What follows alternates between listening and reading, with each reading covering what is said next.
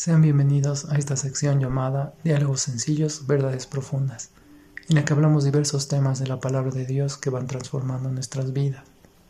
Por ahora nos sumergiremos en el tema Las 12 tribus de Israel. No te pierdas este hermoso estudio. Te invitamos a que seas parte de esto comentando y con gusto responderemos a cualquier duda u opinión que tengas.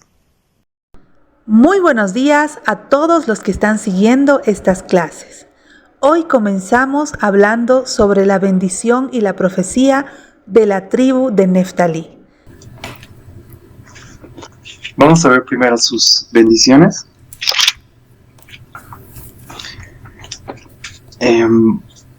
Voy a ir primero a Génesis. Son cortas ambas, pero tienen un legado muy profundo. Está en el verso 21 de Génesis 49.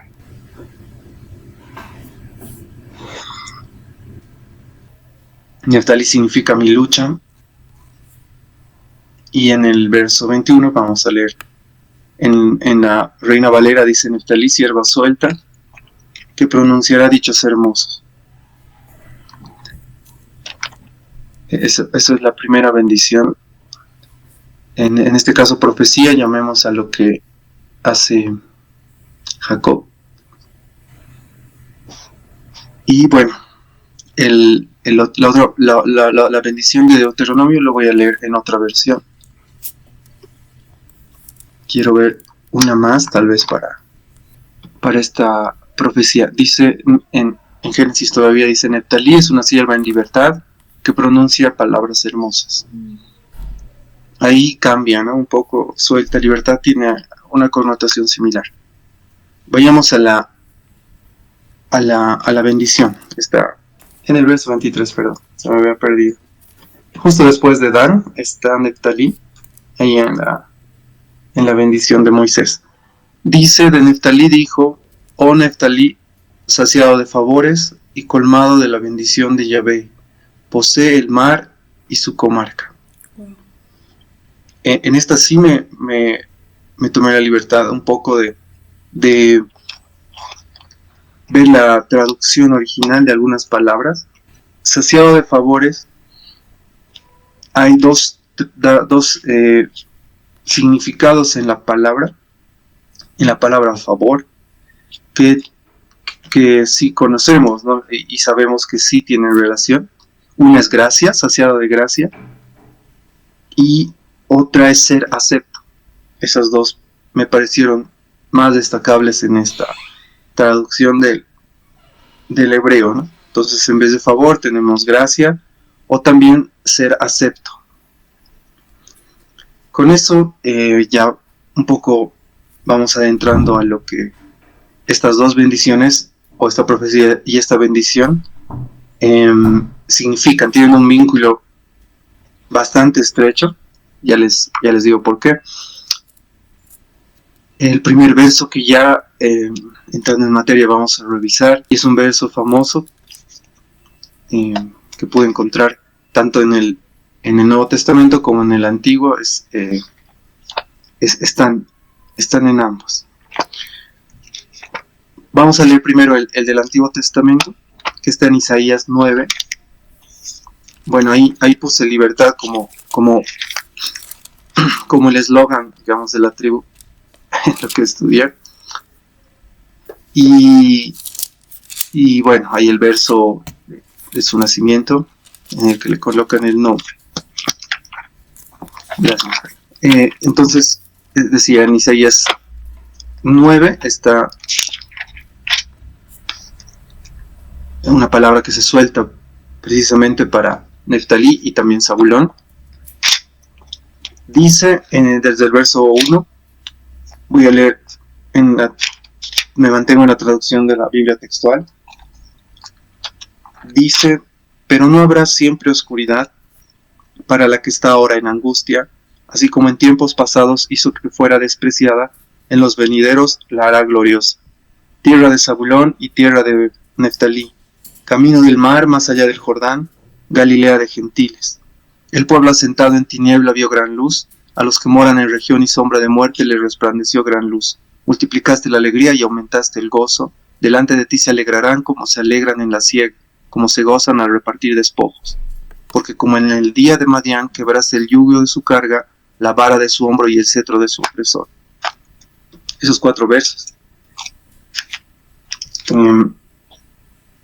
los puede tomar para hablar acerca de lo que Dios hizo con esta tribu, con las cosas que se han cumplido y con las cosas vigentes que tenemos por delante para entender lo que es en Neftalí. Y bueno, Jesús replica este verso en un contexto en el que ya después de haber pasado el bautismo y bueno, la tentación en el desierto, en Mateo 4, él comienza precisamente empieza con sus primeras palabras de su ministerio, que es: arrepentidos porque el reino de los cielos está acercado. Así comienza la predicación de Jesús, y versos antes, que está en el 4:13, dice: y dejando Nazaret, habitó en Cafarnaúm, la de junto al mar, en los confines de Zabulón y de Neftalí, para que se cumpliera lo dicho por el profeta Isaías, que dice: tierra de Zabulón y tierra de Neftalí, camino del mar, más allá de Jordán, Galilea de los gentiles, el pueblo asentado en tiniebla vio gran luz, y los asentados en región y sombra de muerte, una luz les amaneció. Y bueno, de estos versos pude entender qué tan importante era esa región.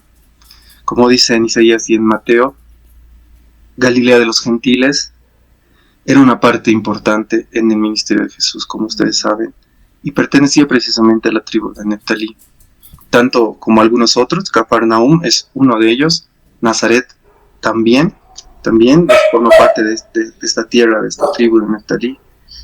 Y bueno, hice un listado de algunas cosas que ocurrieron en esta tierra. Voy a leerlas, aquí las tengo. Es una lista de cómo esta tribu empieza a vivir su profecía. Ya en Nazaret, que es parte de Galilea, estuvo la infancia y juventud de Jesús, como sabemos. En Capernaum, lugar donde Jesús comienza su ministerio, donde ocurren muchos milagros y señales, sanidades, liberaciones. En este lugar se da el sermón del monte, por ejemplo, ¿no? Ya yéndonos un poco a las costas, está el mar de Galilea. Ahí calma la tempestad, camina sobre las aguas, anunciando, ¿no?, en estas 2 proezas su dominio sobre lo que representa las aguas tempestuosas, ¿no?, que traen angustia. Y bueno, cerca de ahí, de las costas, ocurre la multiplicación de panes y peces. Y algo importante es que en Galilea él escoge a la mayoría de sus discípulos. Además que en este lugar se da el encuentro con sus discípulos cuando Cristo resucita. Es el lugar donde él escoge y se ven por primera vez después de su muerte, ¿no?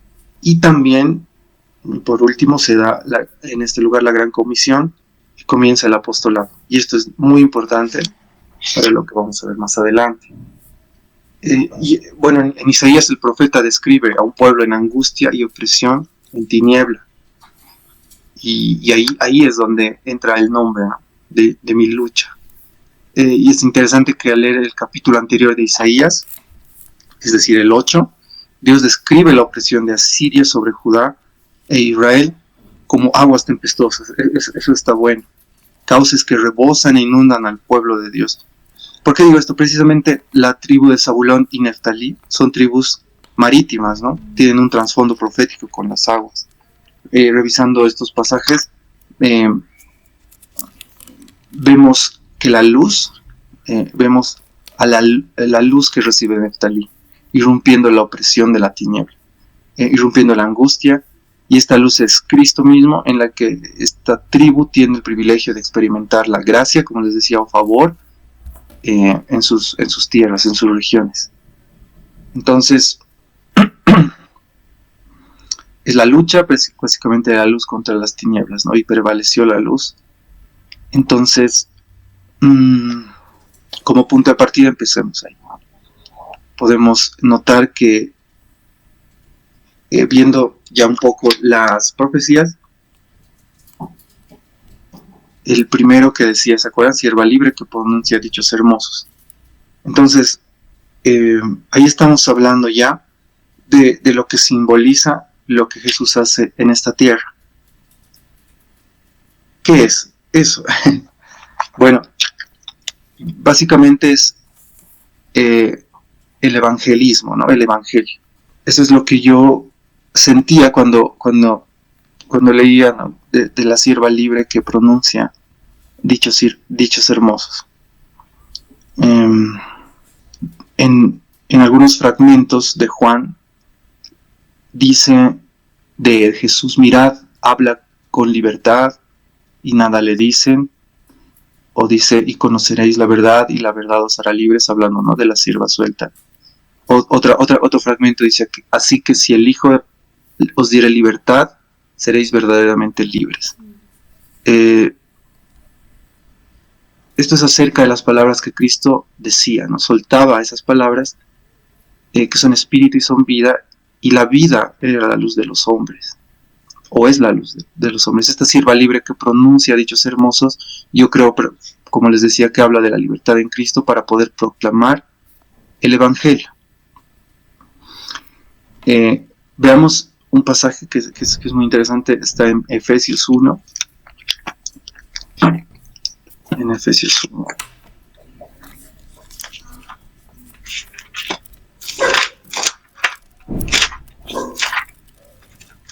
Verso 3 al 7. Bendito sea el Dios y Padre de nuestro Señor Jesucristo, el que nos bendijo con toda bendición espiritual en los lugares celestiales en Cristo, según nos escogió en Él antes de la fundación del mundo, para que fuésemos santos y sin mancha delante de Él, en amor habiéndonos predestinado para ser adoptados hijos suyos por medio de Jesucristo según el puro afecto de su voluntad, para alabanza de la gloria de su gracia, con la cual nos hizo aceptos en el amado, en quien tenemos redención por su sangre, el perdón de los pecados según las riquezas de su gracia. Buenísimo. Ahora, ¿por qué leíamos este texto? Me parece fuera de contexto, pero no, es una declaración que Pablo hace acerca de las tantas manifestaciones que el Evangelio produce, ¿no? Este es un buen fragmento de la palabra en la que uno puede sostener y responder, ¿no?, qué es el Evangelio. Es bien conciso la explicación y tiene muchas cosas poderosas que se manifiesta como es el Evangelio, ¿no?, en sí. Pero más allá de eso, quería enfocarme en lo que les decía, ¿no?, de la traducción de favor que leíamos en Deuteronomio. Precisamente era gracia, y aquí es y también ser aceptos, ¿no? Y en el verso 6 que leía Tutsi, dice: para alabanza de la gloria de su gracia, con la cual nos hizo aceptos en el amado. Entonces, aquí las dos palabras se conjugan, entendiendo que cuánta gracia Dios nos dio, ¿no?, para poder ser predestinados a ser adoptados hijos suyos, ¿no? Con lo que empezamos las tribus. El primer paso en realidad es entendernos hijos. Así, entonces,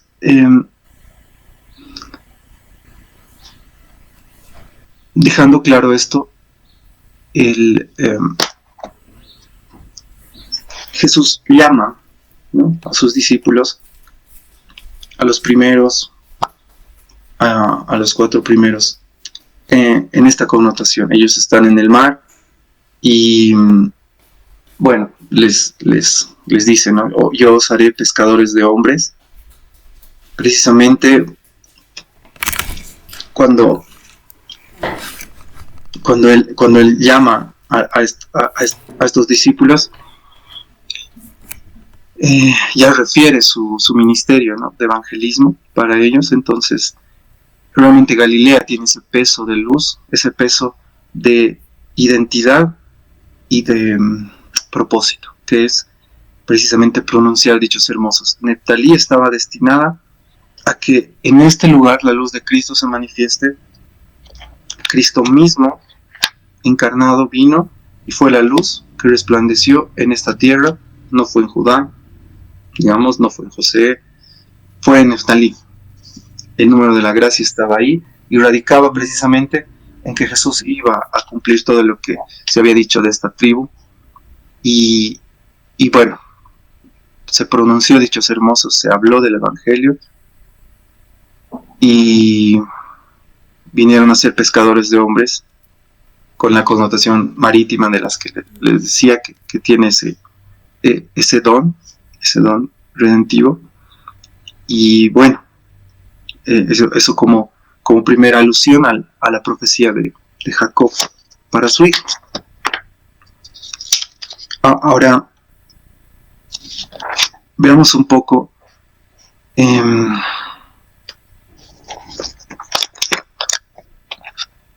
acerca de lo siguiente. Dice que Neftalí fue, junto con Zabulón, una región menospreciada. Leíamos un poco en Isaías, y eso se muestra en un pasaje que si yo lo tengo, tal vez Maffer, en la versión de la Biblia textual. Si puedes buscarlo, Tutsi, en línea, te esperamos, porque está muy, muy, muy bueno lo que menciona ahí. En realidad, si vemos la Biblia, cualquier otra versión, no vamos a notar esta gran diferencia que está justamente en esta versión. En San Juan, en la textual, hay como un corte, no hay versos. Y bueno, ahí explica por qué no hay estos versos. Sin embargo, fue tremenda esta casualidad, por así decirlo, de que acaba el verso, el capítulo 7, y pasa al 8, pero directamente al versículo 12. Juan 7, vamos a leer un poco el contexto desde el 43, y nos pasamos hasta el 8. Y ahí como título dice así que, bueno, Galilea de los gentiles, y es de los gentiles porque de ahí nace la luz a Israel y hacia el mundo, ¿no? Entonces es una bendición esta tribu, y menospreciada, ¿no?, como leía. Ahora, aquí lo reafirman. El verso es, el título es el Galileo, desde el 43, leo el contexto. Por esto surgió una división entre la gente a causa de él, a causa de Jesús, y algunos de ellos querían prenderlo, pero nadie puso las manos sobre él, lo que estaban hablando en su momento. Así que los sirvientes fueron de los principales sacerdotes y fariseos, y ellos les dijeron: ¿por qué lo trajisteis? Los sirvientes respondieron: nunca un hombre habló así. Entonces los fariseos les dijeron: ¿también vosotros habéis sido engañados? ¿Acaso alguno de los magistrados o los fariseos creyó en él? Pero esta gente que no conoce la ley es maldita. Nicodemo, el que antes había ido a él, y es uno de ellos, les dice: ¿acaso nuestra ley juzga al hombre sin que primero lo oiga y conozca qué hizo? Respondieron y le dijeron: ¿acaso eres tú también de Galilea? Escudriña y verás que de Galilea no surge ningún profeta. Y salta al verso 12 del capítulo 8, se salta un pasaje muy, muy conocido, y dice: de nuevo pues les habló Jesús diciendo: yo soy la luz del mundo, el que me sigue no andará en la tiniebla, sino que tendrá la luz de la vida. Entonces, ahí está lo interesante. Habla de cómo Galilea era vista como una región donde menospreciada, no hay ningún tipo de persona reconocida que haya salido de ese lugar. Ellos dicen profeta, y bueno, Dios escoge ese lugar precisamente para ejercer su ministerio, porque él nace en Judá, ¿no?, en Belén. Y enseguida Jesús dice: yo soy la luz del mundo, ¿no? Dice: yo he venido a cumplir lo que, lo que el Padre me asignó y lo vine a cumplir en esta tierra. Lo vine a cumplir tal cual menciona Isaías, y también ya inherentemente vine a anunciar el Evangelio, que es lo que nos habla Génesis 49. Entonces, eso quería hacer notar. Un poco como este corte, que está solo en esta versión, da un salto, ¿no? Del menospreciado a que se dé el cumplimiento en esta tierra de que la luz de Cristo viene sobre Neftalí. Ahora, bueno, ¿qué ocurre con la bendición de Moisés? Bueno, ya inmerso en lo que estábamos hablando, son como que también las repercusiones de lo que pasa en Génesis 49, es decir, dice: saciado de favores, saciado de gracia y lleno de la bendición de Jehová. Y ya de por sí se ve que Galilea, y luego es también acusada Cafarnaúm de que no supieron valorar lo que había ocurrido en esa tierra. Y si mal no recuerdo, Jesús les dice: si estos milagros y señales hubieran ocurrido en Sidón, en Tiro, no sé si dice Nínive o Sodoma y Gomorra, no hubieran perecido, ¿no? Se hubieran arrepentido y hubieran creído. Pero Cafarnaúm, ese lugar, no lo hacen. Y bueno, tuvieron la oportunidad. Dios depositó en esta tierra su gracia como nunca, en Jesús, lleno de gracia y de verdad, dice en Juan, y se cumplió, ¿no? Se cumplió que las bendiciones llegaron a esta tierra por medio de Jesucristo. Y bueno, por último dice, terminando la bendición, y en otras versiones está diferente, dice: y posee el occidente y el sur, dice en la Reina Valera, y en la textual dice: posee el mar y su comarca. Hablando precisamente de cómo Neftalí tiene su cumplimiento en lo que les mencionaba, ¿no? De que Cristo hace pescadores de hombres a sus discípulos, algunos de ellos, ya viendo el mar, ¿no? y sus comarcas como algo espiritual, donde ellos van a empezar a poseer, a delimitar autoridad y manifestar el Evangelio, justamente haciendo alusión a esta analogía de peces hombres. Entonces ellos están como comisionados, y también les decía que en Galilea ocurre la gran comisión para cumplir esto, ¿no? De poder tomar a las almas, ¿no? A los peces y sacarlos y bueno, salvarlos mediante el Evangelio.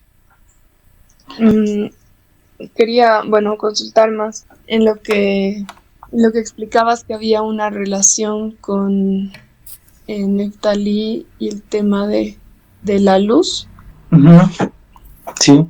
Bueno, eso que me pareció que muy bonito, que en estos versículos que nos señalabas de Juan, donde particularmente en esta versión de la Biblia textual hay la presentación, digamos, ¿no? Hay el enfoque en mostrar a Jesús como el Galileo. Uh-huh. Y inmediatamente, bueno, aquí termina este versículo y estos versículos, y continúa con el capítulo 8, en el que habla de la luz del mundo. Exactamente. Y eso, nomás quería asentar bien en la relación, que es lo que estaba presentando con Neftali, como la luz. Gracias, Fer. Sí, me sorprende igual encontrar en ese pequeño pasaje, esta coincidencia, como les decía, que solo se veía en esa versión. Y bueno, incluso su mismo discípulo, ¿no? Lo menosprecia. Bueno, el que viene a ser, dice, ¿no? Natanael, de Nazaret puede salir algo bueno. ¿Se acuerdan? Esas declaraciones Ajá. polémicas. Realmente sí, Galilea no era muy apreciada. Algo así como Samaria, tal vez. Y miren la tremenda gracia y bendición que recibe. Así es Dios. Él utiliza lo más débil de este mundo, dice, ¿no? Para avergonzar a lo más fuerte. Justamente se me venía a la mente ese capítulo, ese versículo, porque me sorprende cómo Jesús siempre está presente en esto, ¿no? En el tema de demostrar siempre que de lo vil y de lo menospreciado puede sacar lo más precioso, ¿no? Y lo demostró con su misma vida, porque la gente esperaba un rey, un mesías con, no sé, con poder, que lo que muestra el sistema, con armamento militar, con todas esas cosas, y podía haber nacido, no sé, en cualquier otro lugar, ¿no? Con renombre, como si fuera, no sé, como los emperadores y reyes de la época. Pero él fue todo lo contrario y lo demostró con su propia vida, y hasta ahora nos sigue demostrando eso, que de lo más vil y lo menospreciado él va a sacar algo precioso, ¿no? Y es lindo eso. Es cierto. Es cierto. Y bueno, claro, todo esto no apunta a eso. Y lo hacía. Ahora no sé si hay una relación, ¿no? Sería un trabajo muy meticuloso. He pensado en dos. O sea, se los lanzo solo por si acaso, ¿no? De que ciertamente las puertas que estudiábamos de Jerusalén en el tiempo de Nehemías tienen otros nombres, pero se me asemejó a la puerta del pescado, ¿no? Así como cierta, así de pescado. Tiene mucho que ver con el evangelismo. Y no me acuerdo si de las ovejas también había hecho alguna relación. Creo que con Simeón. Sí, con Simeón. Y hice una comparación con la puerta de las ovejas. Más que todo por este verso que, o sea, así un poco de paréntesis, de que mis ovejas oyen mi voz, ¿no? Y habla bastante Jesús de las ovejas en relación a su voz. Voz, oveja, voz, oveja. Siempre la oveja tiene la connotación directa en que el pastor guía a sus ovejas por su voz y las reconocen, etcétera, etcétera. Entonces decía, puede ser, ¿no? Con Simón. Pero obviamente tendríamos que ver cada puerta, no sé si habría alguna relación en todo. En Benjamín también he visto relación con las ovejas, porque dice que lo tendrá en sus hombros, ¿no es cierto? Entonces Sí.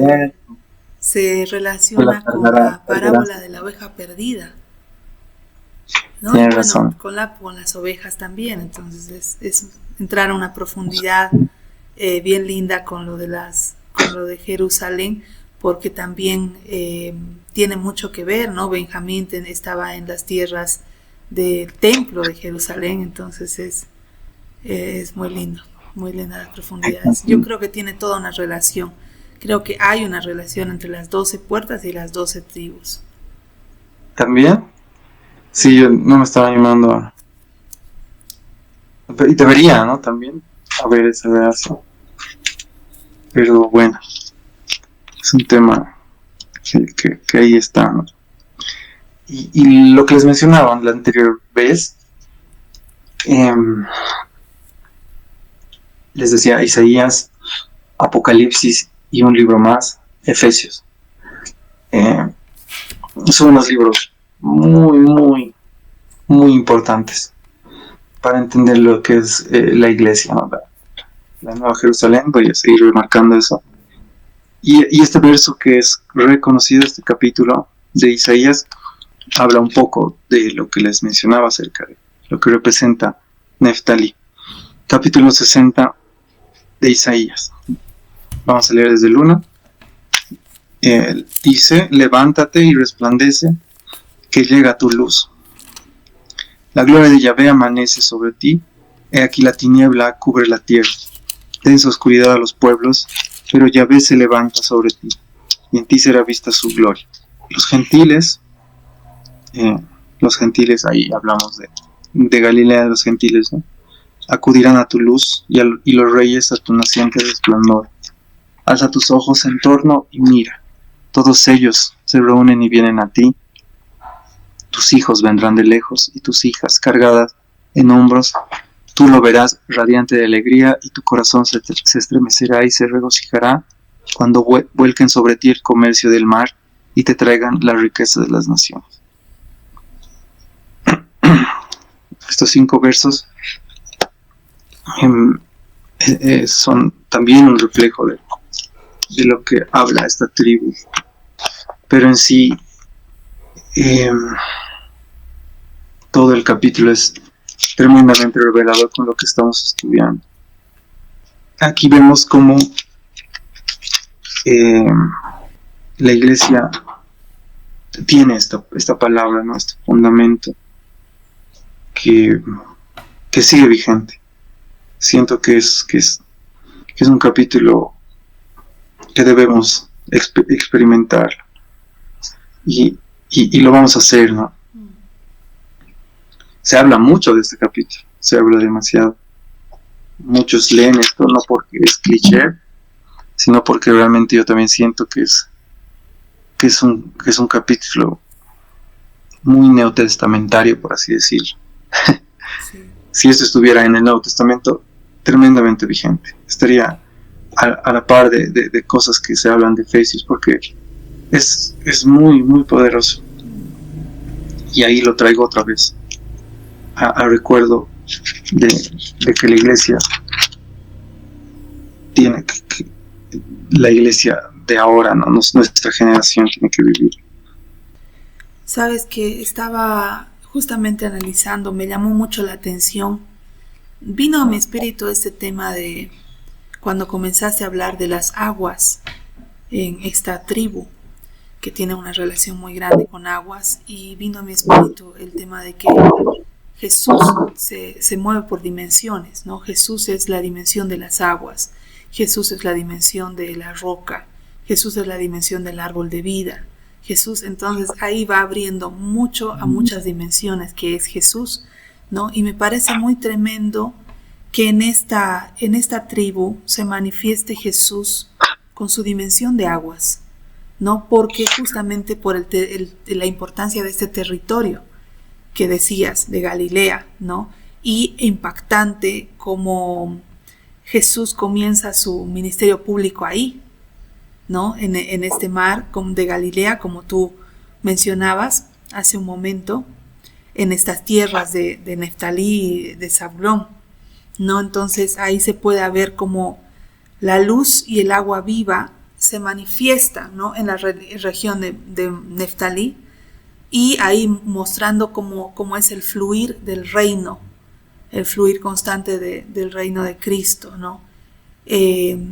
Al estar Neftalí en el mar de Galilea, entonces nos puede indicar también que es una tribu del fluir, una tribu de un despertar espiritual, y una tribu donde las aguas del espíritu se manifiestan primero, ¿no? Interesantemente, como el ministerio apostólico comenzó a despertar ahí, ¿no? Entonces ahí también hubo un suceso que hablaba sobre Jesús caminó sobre las aguas, ¿no? En el territorio de Neftalí. Entonces eso no me parece que haya sido una casualidad, sino una señal, ¿no? Una señal divina profética, porque Jesús, con toda su autoridad, con toda la autoridad que Él tiene sobre esta dimensión de las aguas, sobre la naturaleza y sobre todo lo que la naturaleza le obedece, y sobre todo el caos, ¿no? Él calmó las aguas y caminó. Entonces, pienso que Neftalí también puede representar esto que es estar con los que fluyen en el Espíritu, que ya no luchan con la carne, sino con la fe de Dios únicamente, porque Jesús caminó por fe sobre las aguas. Incluso invitó a su discípulo a decirle, le dio la mano y lo sacó, y cuando Pedro dudó, ahí fue cuando se cayó, ¿no es cierto? Entonces fuera por la fe. Y también esto de hablar con los dichos hermosos, como decía en la bendición, en la profecía de su padre, ¿no? Declaraban como vida. Entonces ahí va la dimensión de Cristo, una vez más, como el pan de vida, en hablar, en soltar y declarar vida. Y este caminar sobre las aguas es movernos únicamente por fe, no por vista. Entonces la dimensión esta de Jesús en las aguas es el pueblo que fluye con la gracia, con el Espíritu y en la palabra profética, en la palabra de libertad del reino. Entonces me parece muy tremendo cómo Jesús inicia un ministerio apostólico que es la base para comenzar, ¿no? Y el evangelismo, que es la esencia misma del reino, en esta dimensión de aguas, en estas tierras tan preciosas junto al mar de Galilea, ¿no? Entonces es muy lindo eso, Jesucito, gracias, hermoso. Algo que quería añadir también con esto que dice tú, o sea, tratando de pensar un poco en los asuntos efectivos en los que ya se nos dirige con esta revelación, es que, o sea, estaba buscando por esto que mencionabas, José, que hay esta relación en la profecía de Neftalí que muestra como será el mar y su comarca. Y o sea, todo lo que tiene que ver con agua, no sé por qué siempre me ha resonado mucho. Cuando lo he estudiado y he visto varios elementos, me hacía mucho pensar sobre todo el tema del mar en Apocalipsis. Pero bueno, en toda la Biblia, y trataba de buscar este elemento en Apocalipsis y en la Biblia en general, mar, que es yam, la palabra en hebreo, veía que en el Antiguo Testamento es usado, claro, para referir a océano, a mar, y que muchas de las veces, o la mayoría de las veces, lo hallamos en el Antiguo Testamento en referencia a lugares de nombres de mar, ¿no? Como el Mar Muerto, el Mar Rojo, el Mar de Galilea, también creo que hay una mención en una parte. Sí, el Mar de Galilea, en Números, en Josué, también está. Y digamos, en todos hay, desde el Antiguo Testamento hasta el Apocalipsis, hay una relación, hay un vínculo con que el mar representa a las naciones, ¿no? Sí. Y como en esta parte que eso mencionaba Tutsi, que es tan increíble, que la acción de Jesús caminando sobre los mares quietos, es muy bonito ver que en Apocalipsis, cuando vemos todo lo que tiene que ver con el mar en caos, que es más o menos también la connotación que desde el hebreo se pensaba, así como una masa poderosa e indomable, un cuerpo de agua, ¿no? Y cada vez que vemos la contraposición del mar relacionado con las cosas por la voluntad de Dios, digamos, cuando Dios interviene, en el Apocalipsis principalmente hay este paralelismo, que hay mar en caos y se relaciona con toda la tiniebla. Por ejemplo, que la bestia sale del mar, y en Apocalipsis 13:1, por ejemplo. Después hay esto, como decíamos, mar muerto, o sea, elementos que parecen bien bien negativos acerca del mar, pero cuando el Señor interviene en él, por ejemplo, hay también la palabra que es mar de vidrio en Apocalipsis 4:6, y ese nos lleva directamente, esto sí lo había estudiado antes con el tema de las aguas, al vínculo de lo que pasaba también en el lavacro de bronce que ponen en el templo. Era un agua quieta para que sea como un espejo. Y lo mismo pasa en Apocalipsis, que en este caso se ve una agua tan completamente quieta que es como un espejo. Y hasta donde yo tenía entendido, también hay una relación de esto, ¿no? O sea, de como que el espejo te muestra tu condición, que eso se lo ve en una parte también, no sé en qué versículo del Nuevo Testamento, que veremos, es como verte tu rostro, ¿no? Para... o conocer cómo fuimos conocidos. Hay esta relación con el espejo, y solamente en la quietud el mar va a reflejar podríamos decir, la imagen perfecta, incorrupta, digamos, del cielo. Y que eso es lo que pasa en el lavacro, en el espejo ves, y solamente así puedes ver la imagen perfectamente. Y Jesús también camina sobre estas aguas, aquietándolas, cuando pasa también lo de esa tormenta que había. Entonces,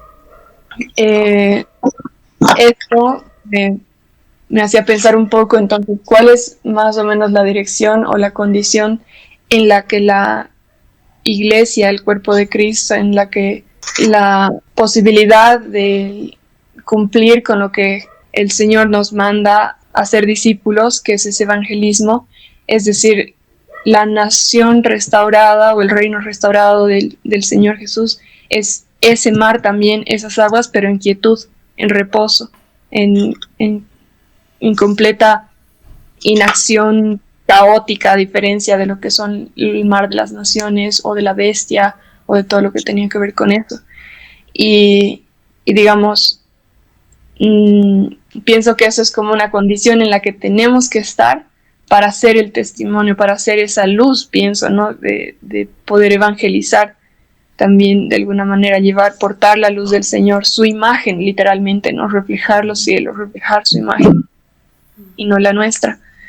Y eso igual quería preguntarte si tú también has encontrado tal vez alguna guía efectiva, por así decir, entonces cómo se acciona, entendiendo este sentido de mar, de luz, de aguas, para el evangelismo como tal, cómo has visto que en Jesús se cumplía eso. El bronce nos habla de juicio. Y bueno, este bronce era usado como espejo en ese entonces. No había vidrio o el espejo que conocemos ahora, ¿no? Y entonces, como dice, el lavacro estaba hecho de este material, ¿no? Entonces, entendemos que el juicio viene primero en cómo te miras tú. ¿Cómo está tu condición cuando yo no reconozco las obras de injusticia y soy quien se mira en un espejo, ¿no? Y como dice Santiago, y luego me olvido de mi rostro porque estoy viéndome y me voy de pasada, sino que debo estar en constante juicio y examinación, es decir, estar en el lavacro antes de entrar, o sea, estoy en los atrios antes de entrar al lugar santo, estar en el lavacro viéndome como un espejo, el reflejo que yo tengo, y ahí es cuando veo lo que está sucediendo en mi vida, ¿no? Y bueno, la serpiente de bronce es otro tipo de ejemplo de juicio. No voy a entrar en eso, pero se los digo también como nota parcial. A lo que voy es esto, ¿no? Precisamente, si nosotros queremos que el Evangelio tenga contundencia, y más que contundencia, sea luz, de la fuente que nosotros hablemos, tiene que ser luz, ¿no? Tenemos que vivenciar lo que estamos hablando. No hay evangelio más poderoso, dice, que el testimonio de uno mismo.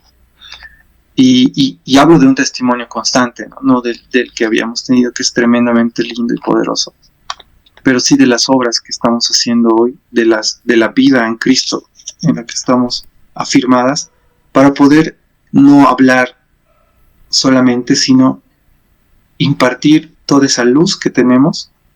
Y esto pasa por lo que decías, Mafer, de vernos en las aguas, en el lavacro de bronce, y ver qué está mal con nosotros, ¿no? Ver si hay algo que corregir, alguna injusticia que limpiar.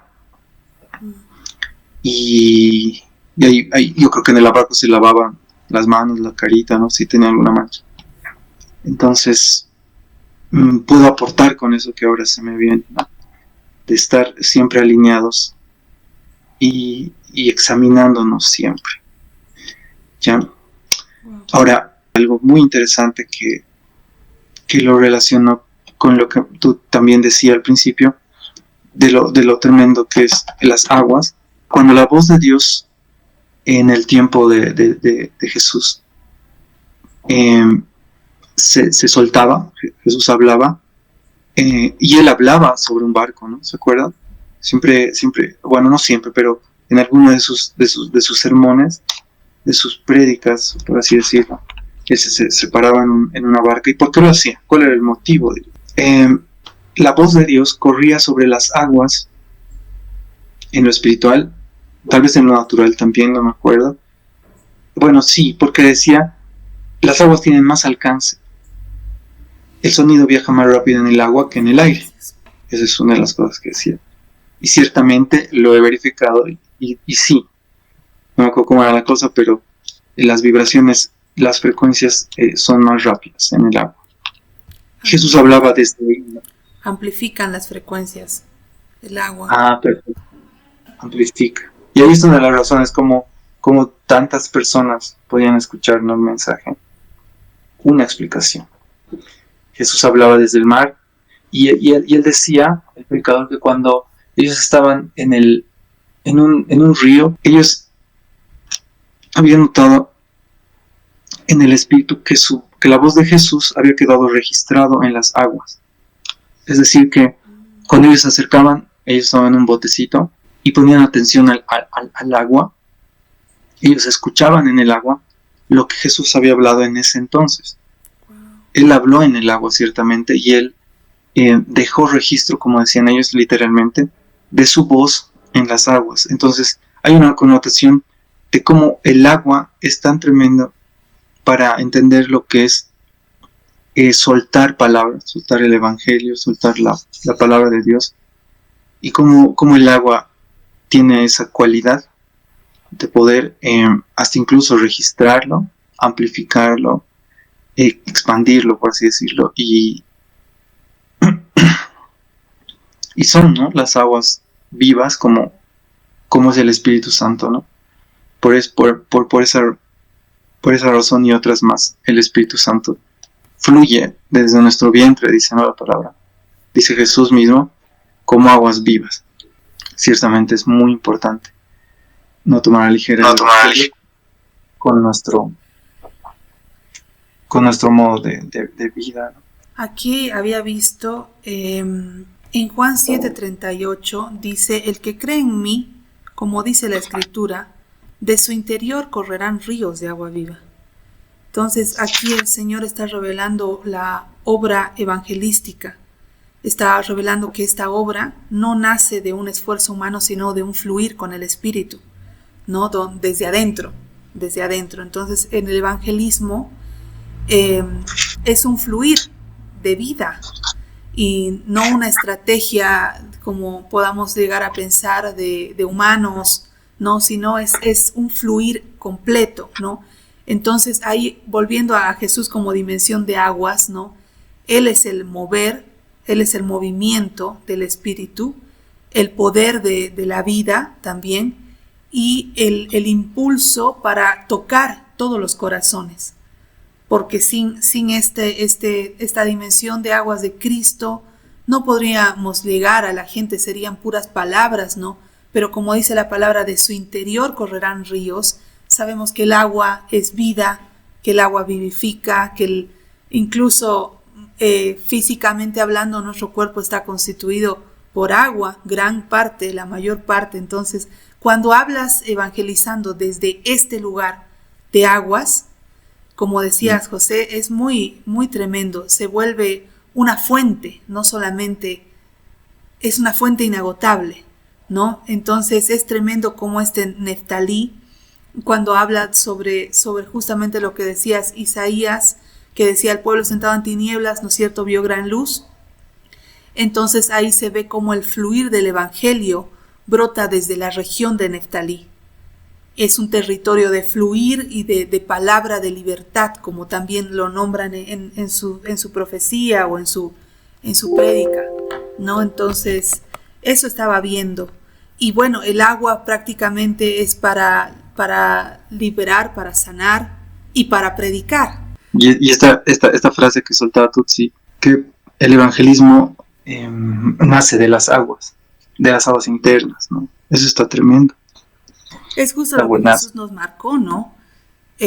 Porque se convierte en este símbolo de aguas del Evangelio que comienzan a correr hacia todas las naciones desde este lugar. Hay un pasaje que estaba leyendo que también me llamó mucho la atención, que está en Ezequiel 47:9, que dice: y todo ser viviente que naciere, a donde quiera que entrare, estos ríos vivirá, ¿no? Entonces este río que es Cristo en nosotros, fluyendo hacia todo el mundo, es este evangelismo, este evangelio que uno lanza, ¿no?